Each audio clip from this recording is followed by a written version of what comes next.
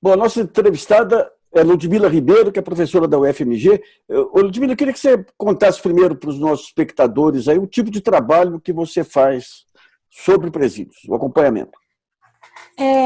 Eu sou professora do Departamento de Sociologia e pesquisadora do Centro de Estudos de Criminalidade e Segurança Pública, o CRISP, da UFMG.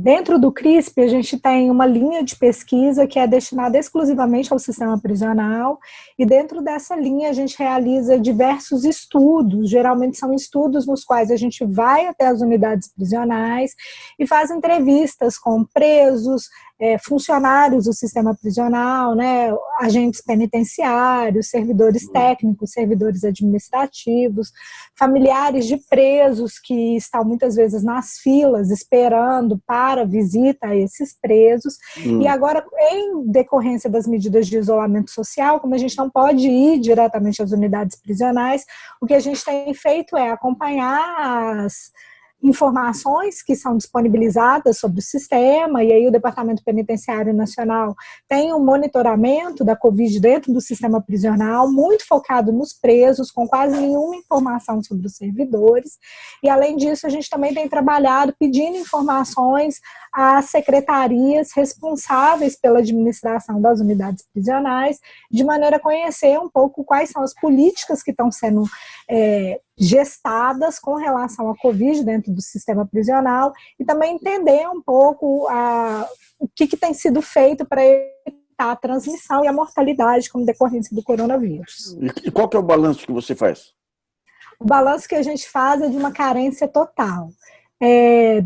Ainda que o Conselho Nacional de Justiça tenha recomendado que os magistrados, de uma maneira geral, tentassem auxiliar as administrações estaduais na elaboração de planos e na implementação de medidas destinadas à prevenção da transmissão comunitária do Covid, pouco foi feito. A maioria das unidades penitenciárias não conta hoje em dia com equipamentos de proteção individual para os servidores, e os servidores eles devem ser olhados com muito cuidado, porque eles entram e saem da prisão todos os dias. Então, se alguém está infectado dentro da prisão, eles vão levar esse vírus para casa. E aí vão milhares de pessoas o seu convívio. E se alguém próximo a eles está infectado e não há mecanismos de testagem, identificação rápida da doença, eles vão levar esse vírus para dentro da prisão, né? Então tem sido o que a gente tem visto é um grande improviso dentro do sistema penitenciário. E exatamente por isso a gente acredita que é questão, infelizmente, de tempo para que a taxa de mortalidade dentro das prisões aumente exageradamente.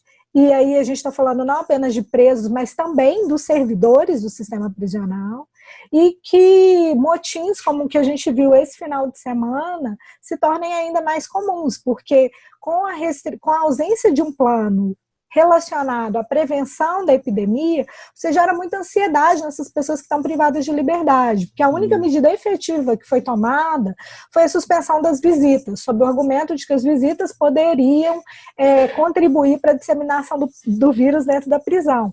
O problema é que se você não tem visita nas prisões, esses indivíduos eles ficam sem itens de higiene, como sabonete, papel higiênico, né? Não vou nem falar de álcool em gel, porque é algo que de fato não faz parte da realidade das prisões ainda. Mas eles também ficam sem contato com esse mundo externo. Então você tem uma ansiedade decorrente da ausência de notícias. Você tem uma segunda ansiedade decorrente da ausência de medidas relacionadas à saúde dentro das unidades prisionais. E um terceiro problema, que é a ausência de testagem e a ausência de informações concretas sobre quem tem a doença, o que vai ser feito com essa pessoa que for detectada como doente, quais vão ser as medidas de proteção. Então, mais do que nunca, a gente precisa pensar sobre o sistema prisional dentro dessa lógica de proteção, de proteger as pessoas que estão ali dentro.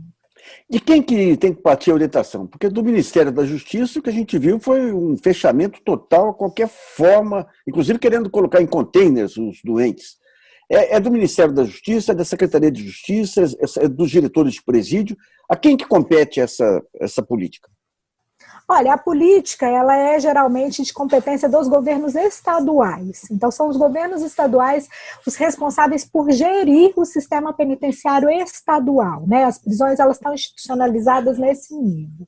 Então, o que a gente viu foi, de fato, uma certa inoperância do Ministério da Justiça, e aí todo esse processo de demissão do Moro e de nomeação de um novo ministro contribui para que essa inoperância seja ainda maior, porque o governo federal ele acaba direcionando um pouco as ações dessa área a partir de recomendações, a partir da criação de linhas específicas de financiamento, da distribuição, por exemplo, de recursos do Fundo Penitenciário Nacional. Então, isso ajuda, sim, a pensar e a direcionar um pouco essas políticas.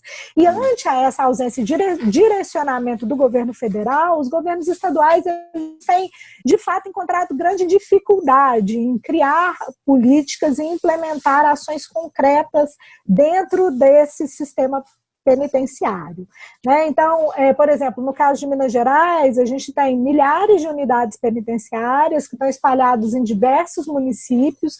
Alguns municípios são muito distantes da capital, então é muito difícil, inclusive, distribuir equipamentos de proteção individual, distribuir equipamentos de higiene, como sabonete, como álcool em gel. Então, o ideal seria que essas unidades, inclusive, se organizassem para a produção desses equipamentos.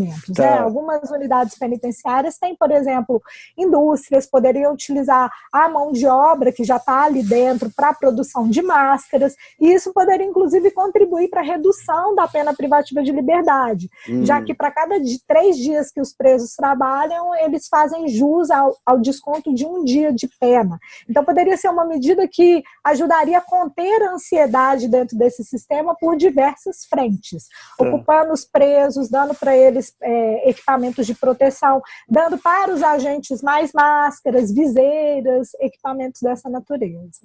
Minas, tempos atrás, ele começou com um processo aí de prisões mais humanizadas. Aí, em que pé que está essa situação? O sistema penitenciário de Minas, ele tem um componente importante, que são as APACs, né, Associações de Proteção e Assistência aos Condenados. São prisões que são geralmente autogeridas, né, essa é toda a perspectiva. Então, a ideia de que o indivíduo que está ali cumprindo pena, ele deseja estar nessa unidade prisional, e o Estado fornece alguns bens de assistência, alimentação, coisas desse tipo, né? Nessas unidades, como esses indivíduos eles muitas vezes têm mais acesso à informação, você consegue conter um pouco melhor esse clima de ansiedade. Mas são prisões, continua, o problema do cumprimento de pena permanece. O que é muito distinto é a questão da superlotação. Então, enquanto você tem presídios estaduais altamente superlotados, dentro das APACs você tem um ambiente que é mais tolerável, que não é superlotado, um ambiente que prima muito mais pelo respeito aos direitos humanos. A Secretaria de Segurança em Minas, o que tem feito? Olha, a gente tem tido pouco acesso à informação do ponto de vista de quais foram as medidas efetivamente adotadas pelo governo estadual. A gente tem visto algumas declarações dizendo que o governo tem tomado medidas com relação à disponibilização de equipamentos de proteção individual e a criação de um plano de contingência para se evitar um pouco a superlotação. O que foi bastante inovador no caso de Minas foi logo que a Covid começou, o governo do estado, junto com o Poder Judiciário, criaram uma recomendação para que os presos de menor potencial ofensivo fossem liberados para cumprimento de prisão domiciliar, né? Ou seja, ao invés de contribuírem, de estarem submetidos a uma condição subhumana, ou com muitos indivíduos privados de liberdade, eles seriam liberados. E essa foi uma medida que a gente, inclusive, apoia fortemente, porque vários desses indivíduos estavam no final do cumprimento de pena, vários desses indivíduos sequer deveriam estar nas unidades prisionais, então foi uma medida muito de vamos liberar quem precisa ser liberado. Mas depois disso, o que a gente tem visto é uma grande dificuldade, que é também decorrência da grave situação financeira que o Estado passa. Então, isso também vira uma narrativa e uma justificativa para a carência de medidas que sejam um pouco mais incisivas ou um pouco mais amplas dentro do Estado. A questão da estatística do Covid, até agora não começou ainda a explosão?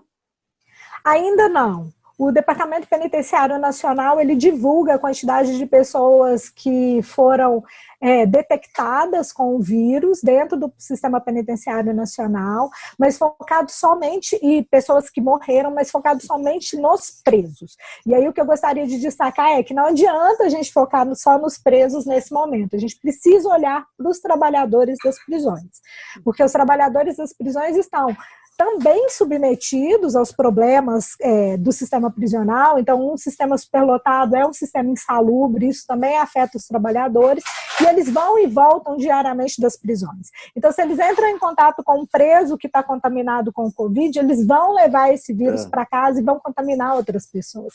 Então, é indispensável que o governo tenha políticas mais incisivas para os trabalhadores. Acho que no começo da pandemia o governo pensou bastante nos presos, mas agora a gente precisa dar um segundo passo e contemplar também os trabalhadores das prisões. Tá certo. Ludmila, obrigado então, viu? Foi um prazer, sigo aí à disposição para novas conversas sobre o trabalho que a gente desenvolve na UFMG. Combinado então. Até mais. Até mais.